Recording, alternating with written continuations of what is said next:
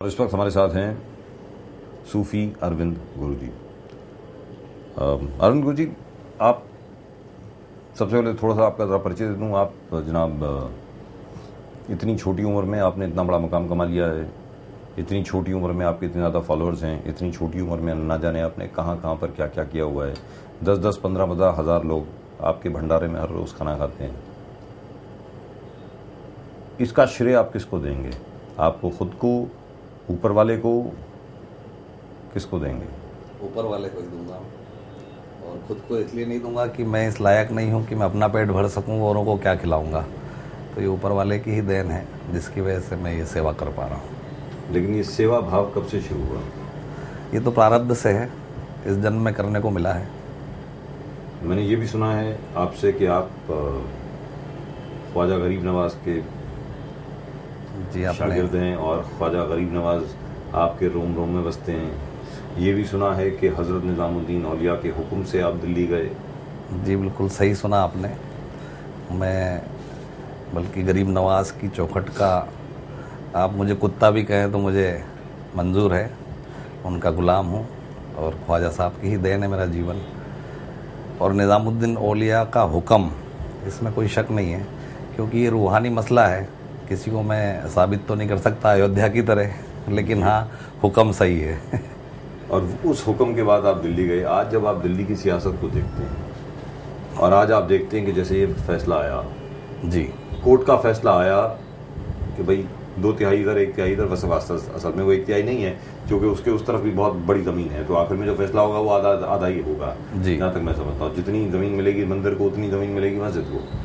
तो उसके लिए कोर्ट की क्या ज़रूरत थी? मैं ये जानना चाह रहा हूँ कि हिंदुस्तान में तो शुरू से हिंदू मुसलमान रहे हैं इकट्ठे। जी, इसमें कोर्ट की नहीं, वोट की ज़रूरत है। जी, ये वोट की ज़रूरतें पूरी हो रही है। कोर्ट का आदेश, कोर्ट का फैसला बिल्कुल सर्वमान्य है, सबने शिरोधार्य किया है। जी। और आज आप देख लीजिए, देश में किसी को भी इंटरेस्ट नहीं था कि अयोध्या मसले को लेकर के कुछ भी ऐसी घटना हो जिससे कि लोगों में अशांति फैले। जी। तो इस फैसले से आज देश में इतनी शांति है, आज देश में इतना अमन चैन है।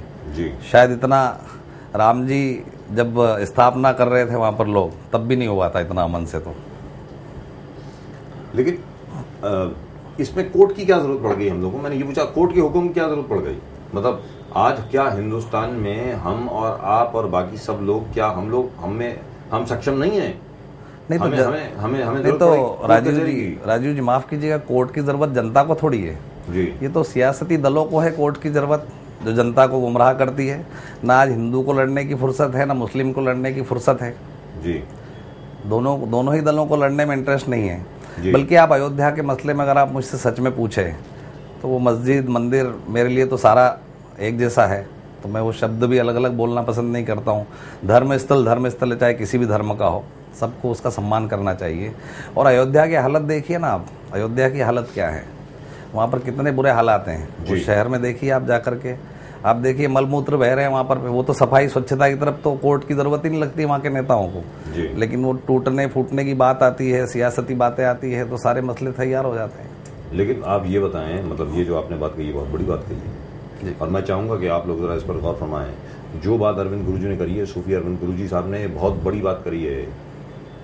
अयोध्या, श्री राम की नगरी अयोध्या, राम राज्य की राजधानी अयोध्या, और वहां पर मलमूत्र और मलबा ही दिखता है हर जगह पे। हर जगह बास आती है, सड़ांध आती है। ये श्री राम की राजधानी है, हमारे राम की राजधानी है ये। आज तक इनको ये नहीं मालूम पड़ा कि यहाँ पे साफ सफाई रखिए, सुंदर कीजिए।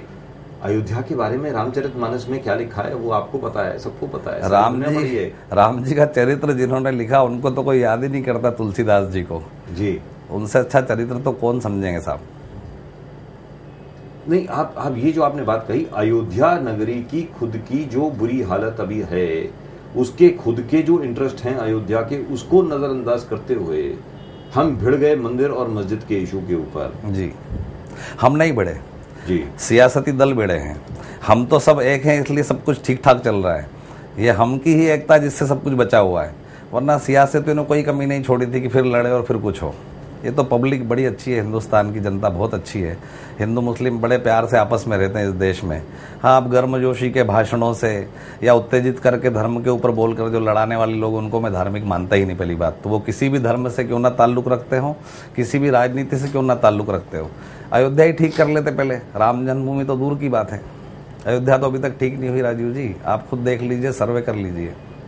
क्योंकि ये जो आपने बात कही है, उसके लिए किसी कोर्ट के ऑर्डर की आवश्यकता नहीं थी जी। कोर्ट का तो ऑर्डर अभी आया है, और वो भी 3 महीने के लिए स्टे दिया गया है। ये कहा गया है कि भाई 3 महीने के अंदर आप सुप्रीम कोर्ट में जा सकते हैं, और हिंदू महासभा और सुन्नी वक्फ बोर्ड दोनों कोर्ट में जा रहे हैं, सुप्रीम कोर्ट में जा रहे हैं। किसी को पसंद नहीं है ये बोल रहे हैं, उसके बारे में हम अभी बात करेंगे। लेकिन अयोध्या के सौंदर्यकरण का काम करने से तो किसी ने कभी किसी को नहीं रोका।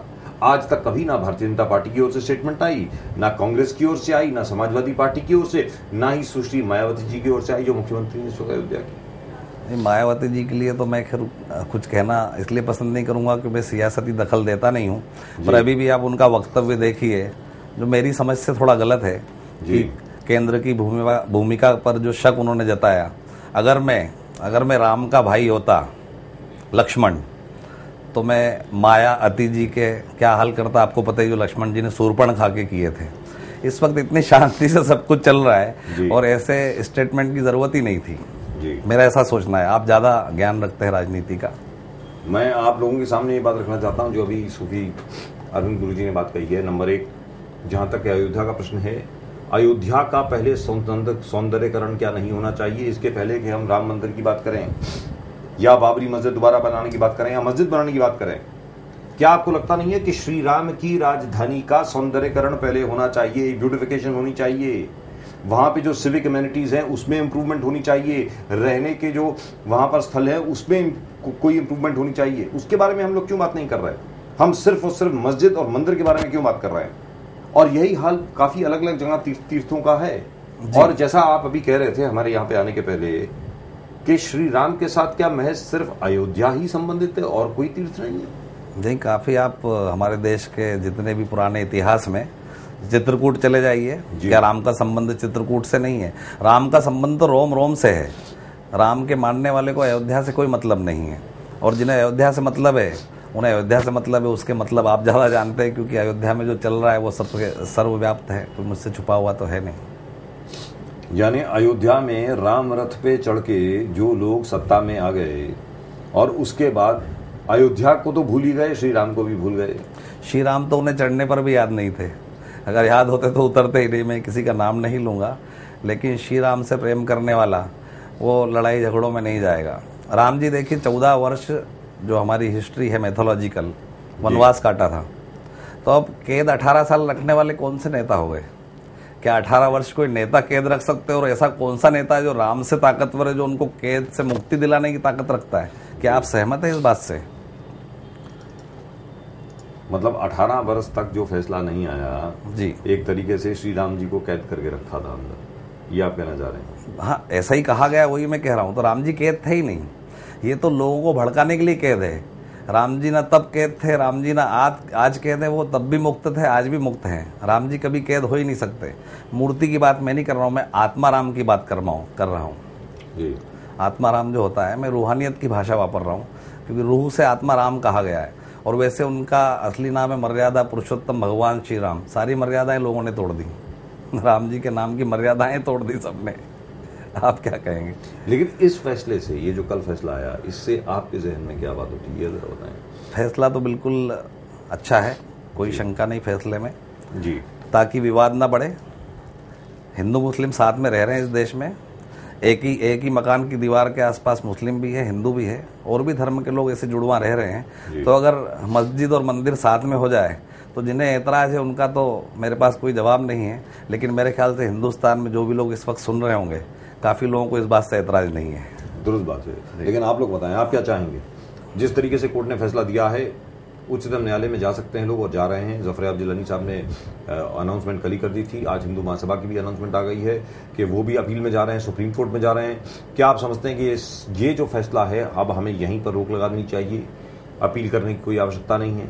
जैसा हाशिम अंसारी साहब 88 साल के हैं, जो सबसे अधेड़ उम्र के जो पिटिशनर थे इस केस में, उन्होंने कहा है कि जो फैसला कोर्ट का है वो बिल्कुल सही है, अब आगे हम जाने की जरूरत नहीं है।